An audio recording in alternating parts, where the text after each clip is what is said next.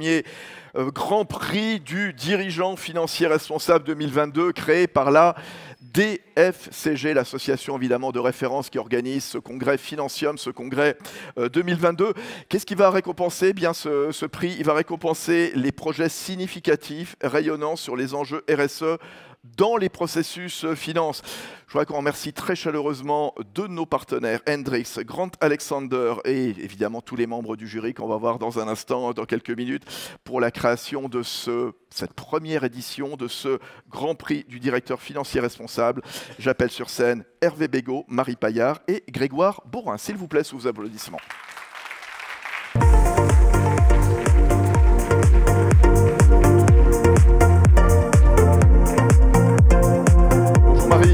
Grégoire, bonjour Hervé, on va vous donner un micro, voilà. Hervé Bégaud qui est avec nous, qui est donc associé RSE chez Hendrix, président du groupe DFCG RSE.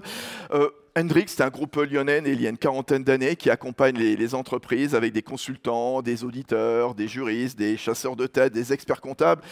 Et pour la petite histoire, je signale que Hervé Bégaud, et d'ailleurs, tiens, dans un mois, c'est pas Noël, justement. Oui, si, vous pourrez acheter Compta Durable chez Duno, qui sort en janvier, voilà. C'est son 3e opus, mesdames, messieurs, voilà. Bravo Hervé. Voilà, on pourrait faire la préservation pour Noël. Marie Paillard, associée au sein de Grant Alexander Executive Intérim. Et puis Grégoire Borin, directeur de la practice finance au sein de Grant Alexander. Grant Alexander, c'est un groupe de conseils et de services RH qui accompagne les entreprises dans le recrutement par approche directe, le développement du leadership, également la transformation des organisations, le management de transition. Et vous êtes partenaire du trophée maintenant, donc du directeur financier depuis 3 ans. Alors, ce nouveau prix, c'est tout nouveau, bien sûr, et vous êtes probablement venu en partie pour assister donc à cette cérémonie. Le directeur financier responsable 2022. Tiens, Hervé, un mot. Qu'est-ce qu'il va récompenser ce prix? Pourquoi l'avoir lancé? D'abord parce que, ça a été dit ce matin plusieurs fois, c'est une profession qui est attendue sur ce sujet. On a parlé de compliance, on voit l'enchaînement des directives, CSRD, taxonomie, tout ce qui touche au risque, la double matérialité et autres. Mais on voit aussi un vrai besoin aujourd'hui pour les décideurs d'avoir une architecture de la décision qui prenne en compte, qui tienne compte des enjeux RSE. Donc, évolution des outils de pilotage, évolution des outils d'aide à la décision.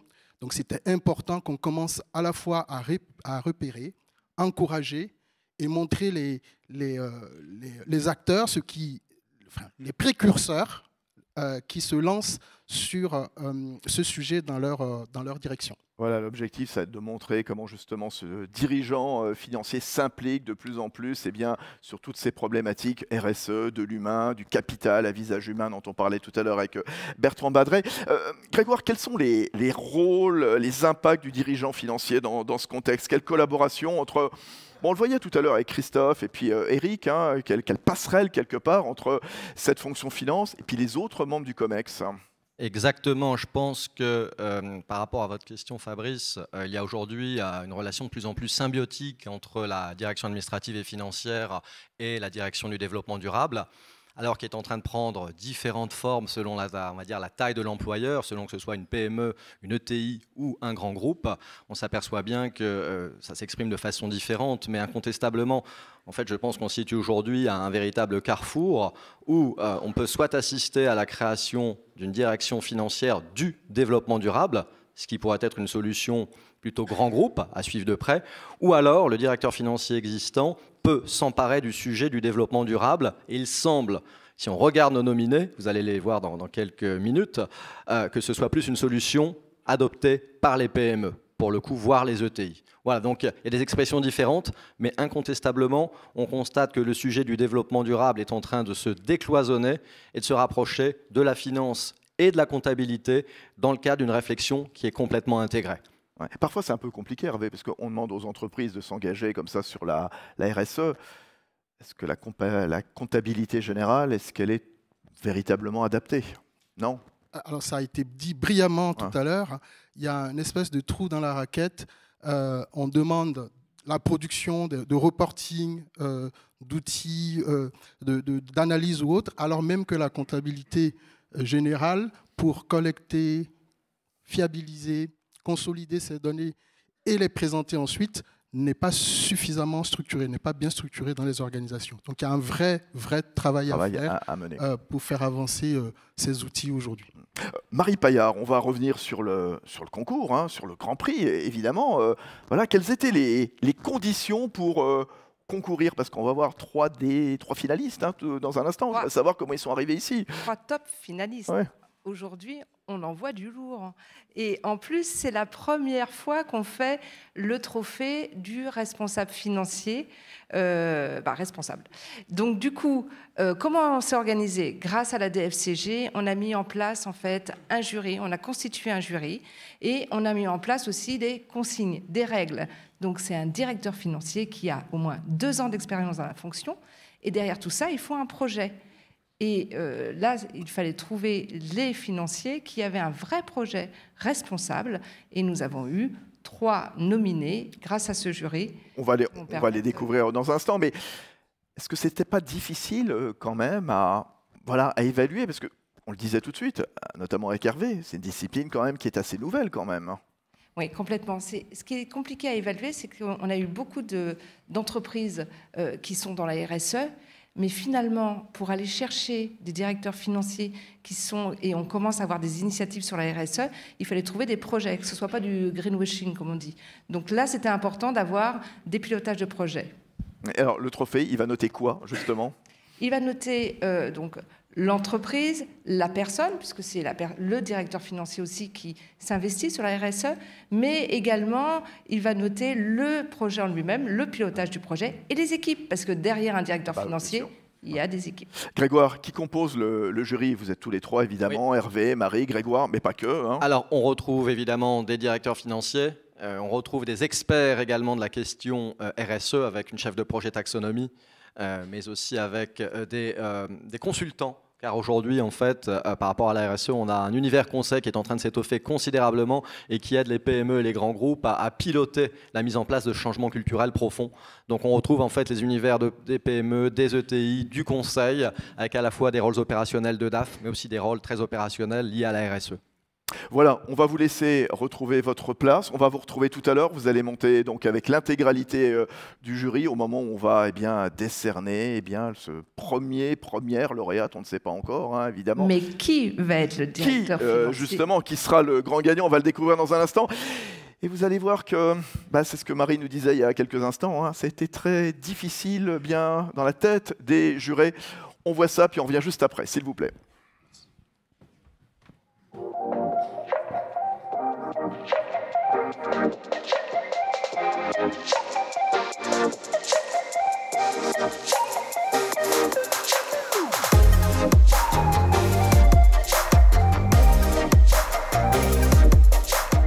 Moi, j'ai tendance je dirais que je mettrais en avant leur implication. Leur implication, on a affaire à 2 PME plus une ETI de région, avec des DAF qui sont très dédiés, qui sont à la fois ancrés dans leur terroir, mais avec une portée véritablement aujourd'hui hexagonale, et avec un enthousiasme qui est sincère, qui est réel, et qui donne envie de contribuer réellement. Marie-Hélène, mais structurante, énergisante, elle incarne la RSE dans son entreprise. Et puis Philippe, qu'est-ce que tu en penses? Philippe m'a beaucoup plu, un Vendéen déjà, par rapport à Fleur et Michon, je pense que c'est pas du tout le fruit du hasard. L'idée de venir avec son bras droit, Arnaud, je l'ai trouvé très pertinente, c'est la première fois que je vois ça. Et j'ai trouvé que c'était très bien vu en tant que manager d'impliquer, de rendre hommage à l'équipe par le biais d'Arnaud. Et puis effectivement, quelqu'un dont l'énergie est débordante. Quelqu'un dont l'énergie est débordante, on le sent dès la première minute, et il vient nous serrer la main, il nous embarque dans son enthousiasme et son discours à la fois technique et très convaincant également sur les aspects de communication. C'est simple, c'est direct, c'est authentique, ça vient des tripes. Ouais, complètement. Et Gilles, aussi un super candidat qui vient du monde des vélos. Donc c'est autre chose.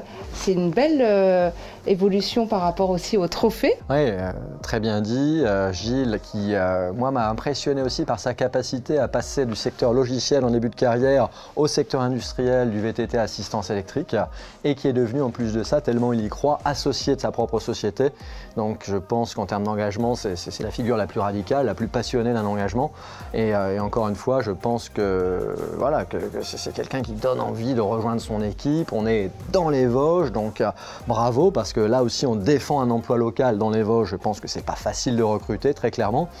Mais sincèrement, après avoir écouté Gilles, on n'a qu'une envie, c'est de lui dire, voilà, on signe où, on y va, on y croit.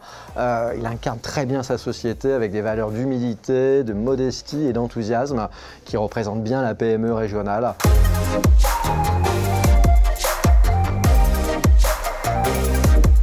Moi, j'ai été bluffé par le contenu à la fois des dossiers, de leur capacité en tant que directeur financier à parler de RSE. Moi, j'ai été très vigilant là-dessus et j'ai été agréablement surpris de voir des directeurs financiers qui comprenaient les enjeux RSE, capables de les expliquer et surtout le travail autour des indicateurs, structurer l'information, les collecter, les fiabiliser, les restituer de façon intelligible, connecter avec les investisseurs. Alors, moi, c'était quand même quelque chose d'extrêmement innovant que j'ai trouvé dans l'approche que les candidats ont eue par rapport à leur présentation, par rapport au dossier qu'ils nous ont proposé. Le trophée n'était pas évident. Le trophée du directeur financier responsable, donc un directeur financier capable de porter la thématique RSE, de l'intégrer dans son quotidien de DAF.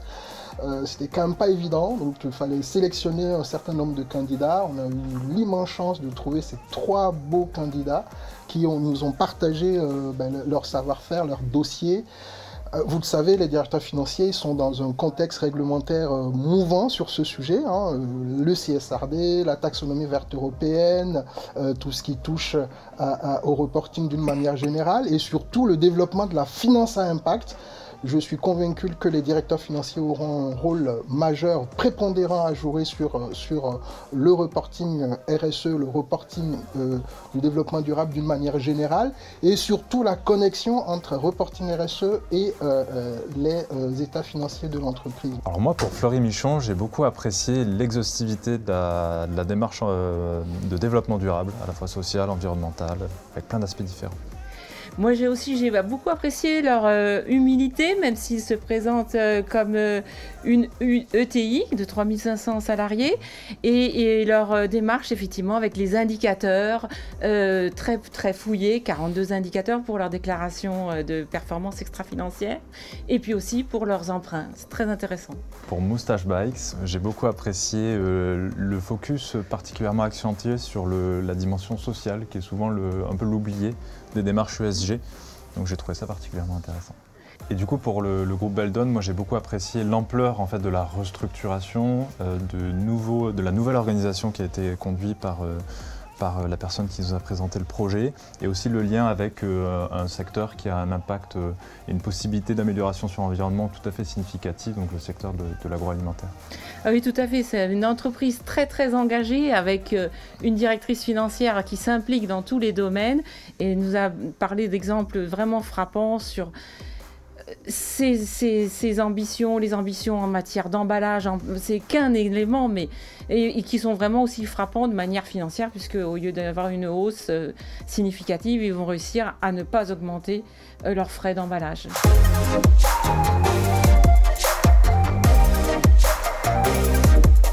Moi, j'ai trouvé que ces candidats qui parlent d'un sujet qui est somme toute finalement assez sec. En tout cas, on parle de directeur financier, de DAF, de personnalité du chiffre.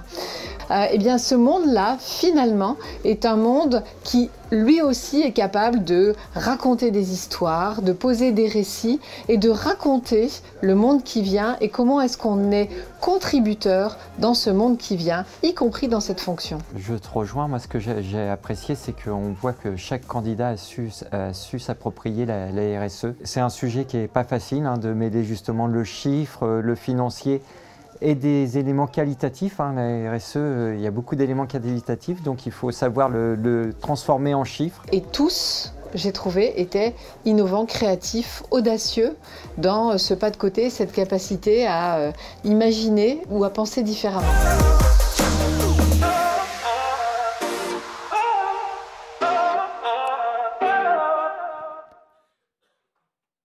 Voilà donc le prix du dirigeant financier responsable, avec de beaux et belles candidats, bien sûr, hein, qui viennent tous plus ou moins quand même de régions, hein, la Vendée, les Vosges, la Savoie. Et on en a parlé largement dans la bouche des membres du jury, bien sûr. Peut-être ont-ils rougi dans la salle. Je vous demande d'applaudir très très fort les 3 top finalistes. Marie-Hélène Pébel, Philippe Tesser et Gilles Tontat, s'il vous plaît.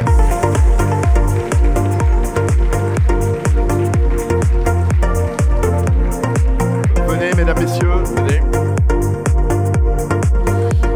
Gilles Tontat, puisque c'est le premier donc à entrer sur scène. Gilles Tontat, il est responsable administratif et financier de Moustache Bike. C'est du VAE, c'est-à-dire du vélo assistance électrique. Hein, on parle bien sûr de vélo. Soyez le bienvenu. Vous allez tous les 3 pitcher. À vos côtés, il y a bien sûr Marie-Hélène Pébel. Bonjour Marie-Hélène. Soyez la bienvenue. Marie-Hélène Pébel, qui est la directrice administrative et financière, transformation et pilotage de la performance du groupe Beldon. Ce sont des pains, des biscuits, du chocolat bio. Hein, je dis un groupe historiquement installé en Savoie, c'est ça? C'est ça. Voilà, soyez la bienvenue. Vous allez pitcher également. Et puis Philippe Tesser. Bonjour Philippe. Bonjour. Philippe Tesser, qui est le directeur administratif et financier du groupe Fleury-Michon. Alors, le suspense est à son comble. On ne sait pas du tout lequel ou laquelle va remporter ce premier prix du dirigeant financier responsable. Il y a un petit exercice. Top chrono, vous avez 3 minutes chacun, le choix va être difficile, il va falloir encore payer en quelque sorte de votre personne en pitchant. Allez Marie-Hélène, vous êtes au milieu, vous allez commencer s'il vous plaît, on se met de côté les messieurs et on vous écoute devant l'assemblée donc de Financium. Bonjour à tous, je suis Marie-Hélène Pébel, je suis directrice administrative et financière du groupe Beldon et j'anime le pôle ressources qui comprend entre autres la finance et la RSE. Le pain de Beldon, c'est une entreprise familiale agroalimentaire bio qui a été créée il y a 30 ans au pied du massif de Beldon en Savoie. C'est un petit groupe qui veut changer le monde. Nous produisons du pain, du biscuit, du chocolat. Nous vendons via les magasins spécialisés bio, les Biocoop en particulier. Notre particularité, c'est notre positionnement sur le vrac. J'ai rejoint ce groupe en 2019 pour accompagner le dirigeant dans la structuration de l'entreprise après une période de croissance à 2 chiffres. Le projet que je présente aujourd'hui, c'est la transformation du groupe via le label Bio-Entreprise Durable. Alors, ce projet a été conduit en collaboration avec la responsable RSE et nous avons réussi à embarquer l'ensemble des services dans la transformation du groupe. Nous avons redéfini les rôles et places de chacun, nous avons redéfini les objectifs opérationnels, les indicateurs de mesure RSE, mais surtout ce dont je suis le plus fière, c'est d'avoir réussi à réconcilier les objectifs stratégiques, les objectifs RSE, l'alignement, c'est la réussite du projet. Alors, il y a quatre choses que nous avons faites. D'abord, je suis très fière d'avoir obtenu le label au bout de 9 mois, label Bio-Entreprise Durable avec une maturité à 72%. Ensuite, nous sommes la première entreprise bio-PME de cette taille à avoir ouvert notre capital à une fondation et à avoir redéfini nos statuts en mettant nos engagements à l'intérieur de l'objet social. Nous défendons l'agriculture bio en développant les filières locales et en produisant 100% bio, local et équitable. 4 axes de développement, 3 axes de développement. Au niveau financier, un contrat d'intéressement qui s'appuie maintenant sur des critères RSE, taux de mixité dans les services, taux de biodéchets et taux de produits à faible impact carbone. Sur le plan de la RH, nous menons depuis toujours un management collectif avec 2 choses particulières. Un recrutement, quel que soit le niveau, 100% collectif. Et deuxièmement, un parcours d'intégration sur 15 jours. Le collaborateur n'occupe pas son poste, il va dans les ateliers et les services, partage le travail des autres. Et du coup, nous améliorons ainsi la qualité de vie au travail et nous faisons baisser le turnover. Nous avons bonifié notre taux de cotisation sociale chômage de 1 point. Et enfin, sur les filières et les achats qui me tiennent particulièrement à cœur, nous investissons 10% de notre résultat net dans un fonds de développement pour aider nos agriculteurs à développer leurs investissements. Je terminerai en disant que l'ambition du groupe, c'est de mettre en place, d'ouvrir le capital à ses salariés pour renforcer le collectif dans la prise de décision et partager la valeur produite à tous. Et alors sur un plan personnel, je dis que la boucle est bouclée. J'ai la chance de finir ma carrière professionnelle dans cette entreprise, ce qui me donne la possibilité d'y trouver le sens, la performance et l'engagement. Et je voudrais finir sur la raison d'être, si vous me permettez 2 minutes, sur la raison d'être de Belldon, inscrire l'entreprise dans un projet de société partagé pour nourrir le monde du vivant. Et on applaudit Marie-Hélène Pébel, bravo, pas mal. Voilà, c'est bien.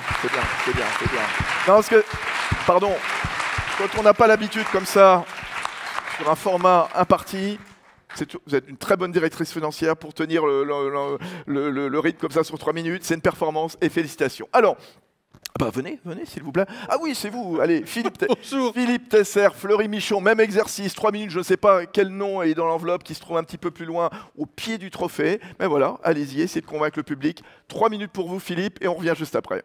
Très bien, bonjour mesdames, bonjour messieurs. Donc moi je viens pas tout seul, je viens avec Arnaud qui est là dans la salle, parce qu'en équipe on voulait partager avec vous une belle initiative qu'on a prise chez Fleury Michon en 2021. Fleury Michon, rapidement, c'est une entreprise que vous connaissez, on est dans 90% des frigidaires des Français. C'est une entreprise, c'est une ETI, 3500 personnes, familiale, vendéenne, ancrée dans son territoire, simple et très engagée. Très engagé parce que Fleury Michon, ça fait des dizaines d'années qu'on fait de la RSE chez Fleury Michon. Ça ne s'appelait pas de la RSE, ça s'appelait de l'humanisme, avec un développement équilibré entre le modèle social, le modèle économique, la qualité nutritionnelle des produits qu'on propose. Et moi, c'est aussi une des raisons pour laquelle j'ai rejoint le groupe en 2020 comme directeur financier. Alors, notre projet, celui dont on parle aujourd'hui, c'est un projet qui est vraiment très, très financier. Je vous l'ai dit, Fleury Michon a la RSE chevillée au corps, ça fait partie de l'ADN de la boutique. Et on a une stratégie d'entreprise qui est rigoureusement alignée sur la stratégie RSE, avec des projets dans les équipes opérationnelles qui sont vraiment les projets qui drivent le business model de Fleury Michon. Et à côté de ça, on a une DAF très engagée qui voulait en fait mettre en valeur l'engagement des hommes et des femmes de Fleury Michon, également au travers des financements. Et ce qu'on a fait concrètement, c'est qu'on a mis en place des modèles de financement qui viennent récompenser l'engagement sur 5 critères.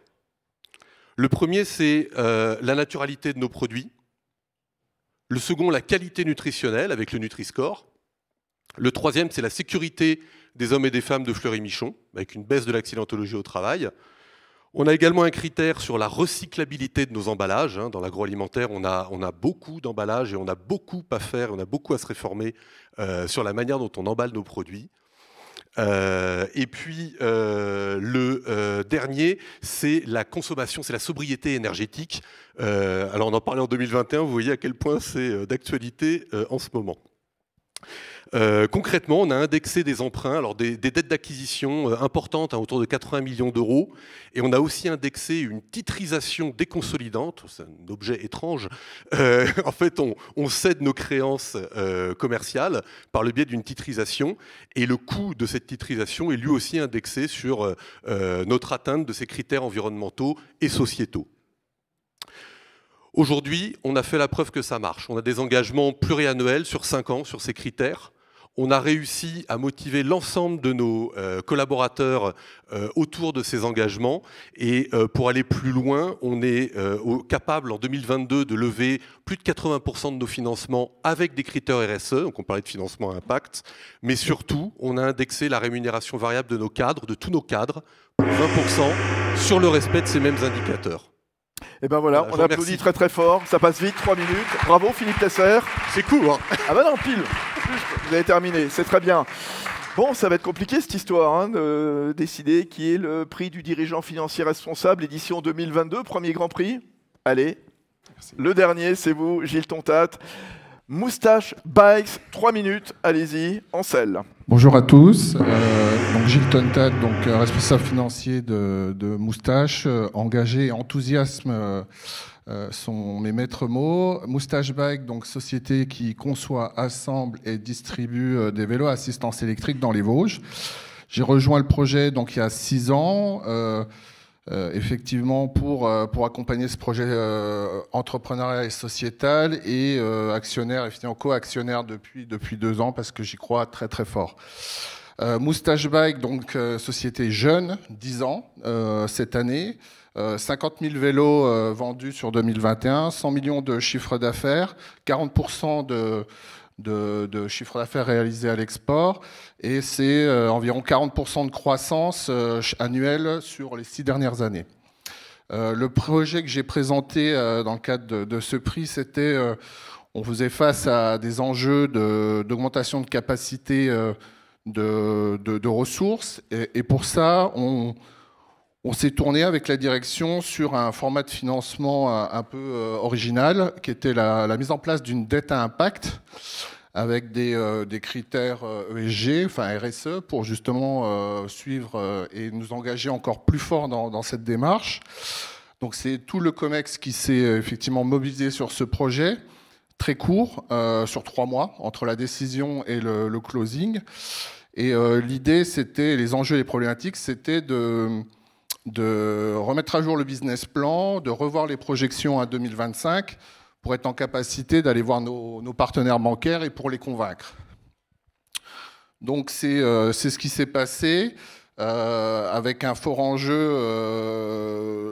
Les bénéfices et les retombées du projet ont été de pouvoir convaincre les banques et puis de mettre en place le financement qui s'est réalisé en janvier 2021 où on a pu lever 42 millions d'euros de financement qui ont servi et qui vont servir à développer les projets de l'entreprise, comme la création d'un bâtiment de bureaux et de capacité de stockage avec, sur 3000 m² avec que des panneaux photovoltaïques. Et l'idée aussi, c'était d'adapter notre structure de financement. Donc les retours, c'est que le projet s'est fait. On a levé ces 42 millions d'euros de chiffre d'affaires. Le bâtiment est en phase de finalisation. Et l'idée, c'est que ces financements vont nous permettre de continuer à alimenter l'emploi régional, de continuer à finalement à œuvrer pour faire partie de la solution vers la transition écologique. Voilà, je vous remercie. Eh ben voilà, avec un peu d'avance, 3 secondes, bravo. Et on le voit en quoi c'est tout bénef, bien entendu. Vous nous l'avez expliqué avec quelques exemples très concrets. Rejoignez vos 2 alter ego, hein, parce que voilà, ça va se jouer, ça va être juste. Marie-Hélène Pébel, Philippe Tesser, Gilles Tontat, qui va être le lauréat de ce premier grand prix du dirigeant financier responsable, prix mis en place par la DFCG que préside Emmanuel Millard, qui se trouve au premier rang. Vous ne savez même pas ce qu'il y a dans l'enveloppe, je suis sûr, Emmanuel. Hein. C'est secret total, hein, on ne sait pas ce qu'il y a dans l'enveloppe. Hein. Même vous, hein. Très bien, très très bien. Bon, alors on va demander à tous les jurés de monter sur scène. Et puis une fois que tous les jurés seront là, eh bien, on va ouvrir cette enveloppe. J'appelle donc Hervé Bégaud, Grégoire Borin, Marie Paillard, Sylvain Alizan, Muriel Barnéou, Fabrice Bonifay, Benoît Gallo, Nathalie Ababou, Marie-Pascale Peltre, Alexandre Rambaud et Saoud Taïbi. Mesdames, Messieurs, venez, mettez-vous au premier rang avec votre micro. Fabrice. Je sais pas si ça se fait ou pas. C'est toi qui l'appelles. Alors, bonjour, bienvenue. On vous a vu tout à l'heure dans la vidéo. Ça a été compliqué hein, de trouver. Hein. Il y a eu des bagarres un peu, non ou pas? Non? Bon, très bien. Approchez-vous, s'il vous plaît. Pas trop.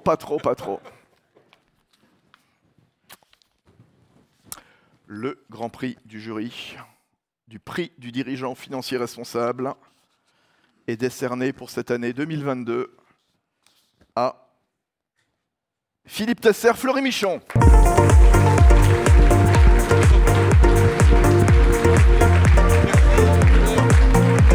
Félicitations.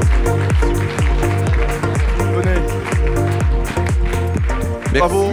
Alors, je vais vous donner la parole dans un instant. Marie-Hélène, Gilles, on est tous gagnants dans ce prix, bien entendu. Il n'y avait que des beaux finalistes, hein, bien entendu. Il a fallu choisir, c'est sûr. Mais voilà, en tout cas, vous serez évidemment dans notre cœur de cette édition 2022, bien entendu. Et félicitations à vous. Philippe.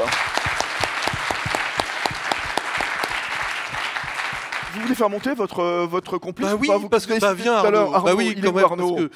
Bah venez Arnaud, s'il vous plaît, parce que qu'une chose vous avez est été sûre. cité abondamment tout à l'heure, je trouve que ce serait totalement normal, évidemment. Bonjour, soyez le bienvenu, venez sur scène. Bah, bravo Arnaud. Partagez-vous également le prix, le trophée.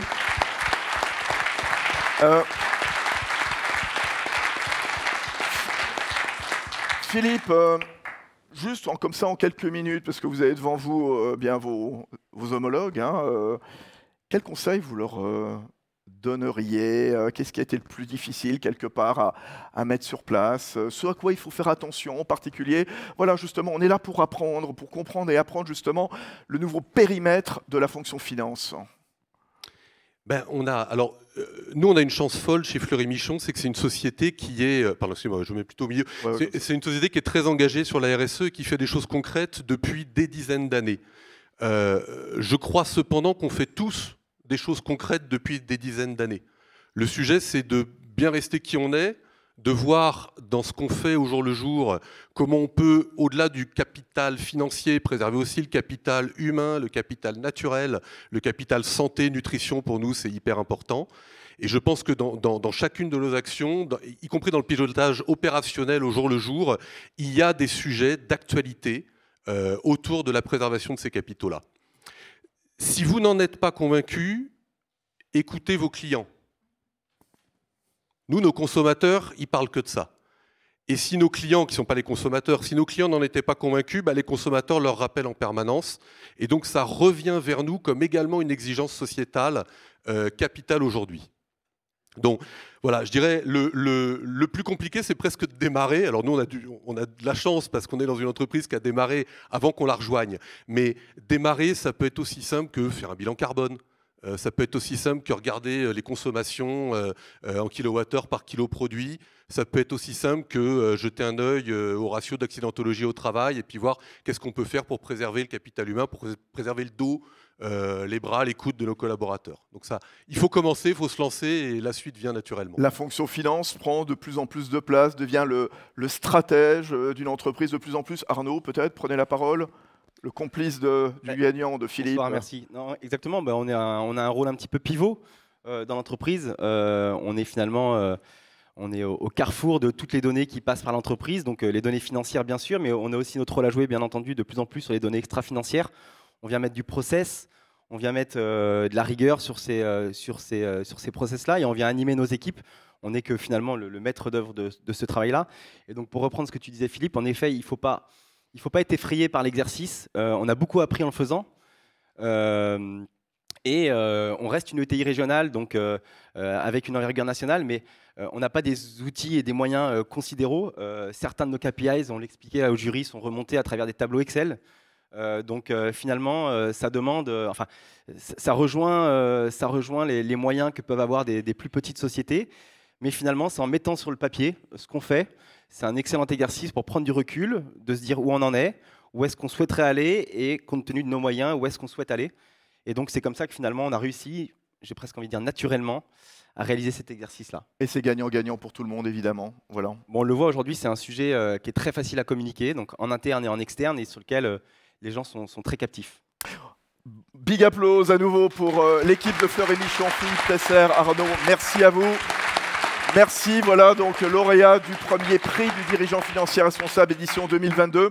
Merci aux membres du jury, merci aux partenaires, Hendrix, Grant Alexander également. Je vous demande tous ceux qui sont intervenus aujourd'hui sur scène pendant cette matinée de revenir sur la scène pour la photo finale. Si vous voulez venir, Bertrand par exemple, avec Emmanuel Millard, le président de la DFCG, on fait une jolie photo qui va immortaliser donc évidemment ce premier prix. Je vous souhaite à toutes et tous une bonne journée. Dans un instant, vous allez retrouver Fabrice Coustet qui va vous raconter ce qui va se passer jusqu'à 19h ce soir. Venez, regroupez-vous mesdames, messieurs pour la photo avec notre invité exceptionnel, avec le président. Voilà.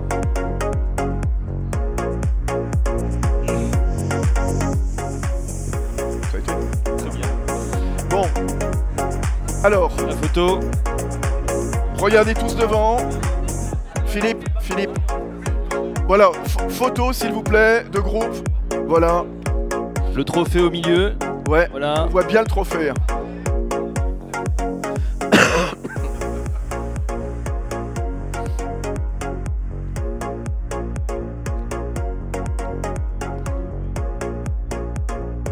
On voit le président un peu quand même, hein. Emmanuel Miard. Voilà.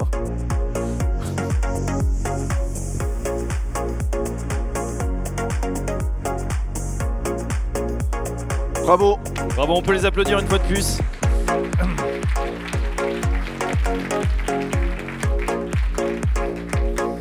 Et un grand merci à Fabrice Lundy qui a brillamment animé les débats. Alors, pas très sympa, hein, Fleury Michon. Ils sont où, Fleury Michon? Ils nous ont montré quelques belles images qui ont donné un peu faim avec ces images, cette association avec le chef. On va continuer dans